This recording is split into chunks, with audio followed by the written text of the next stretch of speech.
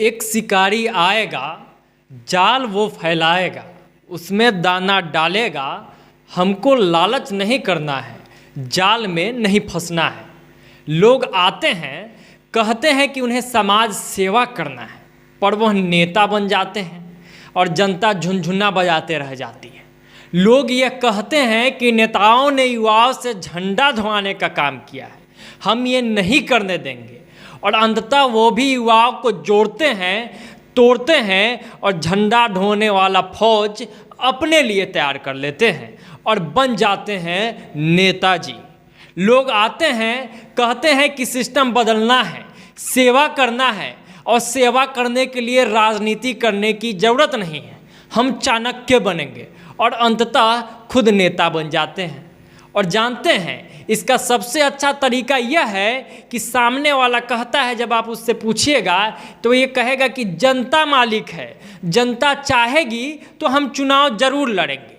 और फिर उनके समर्थक क्या करते हैं कि वो खुद जनता बन जाते हैं और जहाँ तहाँ लिखने और बोलने लगते हैं कि ना फलाना जी को चुनाव लड़ना ही चाहिए। तो लीजिए, अब मिल गया जनता का आदेश और फिर समाज सेवी जी नेताजी बन जाते हैं। और फिर नेता क्या करता है समाज के साथ, ये आपको बताने की ज़रूरत नहीं है। खैर, अब आप भी सोच रहे होंगे कि इतना ये किसके लिए भूमिका कर रहा है, इतनी लंबी भूमिका आखिर किसके लिए है। तो मैं किस व्यक्ति की बात कर रहा हूँ वो आपको बता देता हूँ। बिहार का एक जिला है पूर्वी चंपारण, और वहाँ एक बाबा काफ़ी चर्चा में आए थे, अभी भी चर्चा में रहते हैं। नाम है राकेश पांडे, पेशे से उद्योगपति है और उनके अनुसार वह दवा का व्यापार करते हैं और उनका यह बिजनेस विदेश में चलता है। तो राकेश पांडे बीते कुछ वर्षों से मोतिहारी में समाज सेवा का काम कर रहे हैं। कई गरीबों को बड़े स्तर पर उन्होंने मदद किया है, बहुत से युवाओं को भी अलग अलग तरीके से मदद किया है। मंदिर, कॉलेज, स्कूल इत्यादि के लिए भी वो लगातार काम करते रहते हैं।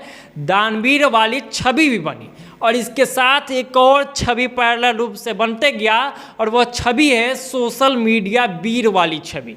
मतलब कि सोशल मीडिया पर एक दूसरे पर वाट पलटवार करना, कमेंट बॉक्स में एक दूसरे का छीछा लेदर करना इत्यादि भी इन्होंने खूब किया और इनके लोगों ने खूब किया। शुरू में लोगों ने कहा कि बाबा चुनाव लड़ेंगे क्या, लेकिन महोदय मुकरते रहें, अच्छे व्यक्ति की तरह बसते रहें और कहते रहें कि ना, हम चुनाव कभी नहीं लड़ेंगे, मुझे समाज का सेवा करना है, मुझे चंपारण का सेवा करना है और उसके लिए मैं समर्थ हूँ कि बिना चुनाव लड़े हुए मैं चंपारण की, अपनी मिट्टी की सेवा कर सकता हूँ। लेकिन एक कहावत है कि सच्चाई छुप नहीं सकती बनावट के वसूलों से और खुशबू आ नहीं सकती कागज के फूलों से। आखिरकार प्रोपेगेंडा सच साबित हुआ और समाज सेवी से नेता बनने के तरफ पहला कदम बढ़ा भी दिया गया है और यह कदम जनता भी जान चुकी है। और इसकी शुरुआत कहीं ना कहीं नगर निगम चुनाव में डायरेक्ट इनडायरेक्ट रूप से एंट्री लेकर कर दी गई है और राजनीति की पहली लड़ाई भी यहाँ से जारी कर दिया गया। अब कुछ लोग कहेंगे कि अच्छे लोग राजनीति में आए तो इसमें गलत क्या है।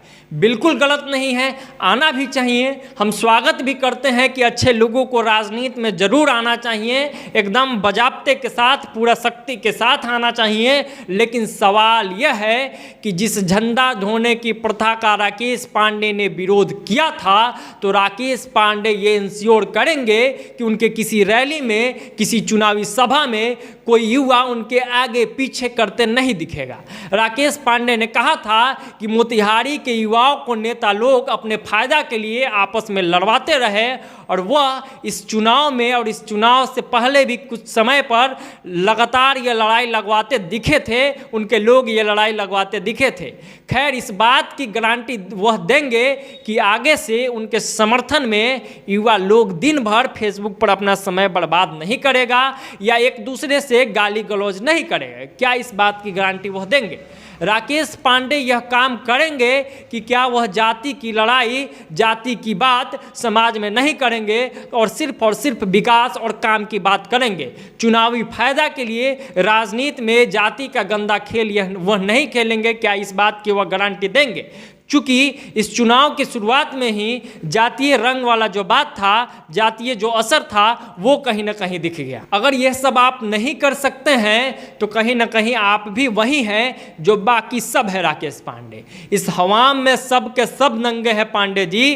दिक्कत आपके या किसी के नेतागिरी से नहीं है, दिक्कत इस बात से है कि लोग खुद को पहले समाज सेवी कहते हैं और अंत में करते वही गंदी राजनीति ही है, जो राजनीति वर्षों से बड़े बड़े नेता करते आ रहे हैं। अभी वीडियो का यह पहला हिस्सा था, फिर कभी किसी वीडियो में विस्तार से अलग अलग मुद्दों पर बातचीत होगी। बहुत सारा बात, बहुत सारी पर्दे के पीछे की बात बाहर आएगी, बहुत सारे राज से पर्दा उठेगा। तब तक के लिए शुक्रिया, दीजिए इजाज़त। बिहारी करेजा देख रहे थे आप। अगर हमें फेसबुक पेज पे देख रहे हैं तो हमारे पेज को फॉलो कर लीजिए। अगर यूट्यूब चैनल पे देख रहे हैं तो हमारे चैनल को सब्सक्राइब कर लीजिएगा और इस वीडियो को भी ज़्यादा से ज़्यादा लोगों तक शेयर जरूर करें। बहुत बहुत धन्यवाद। जय बिहार।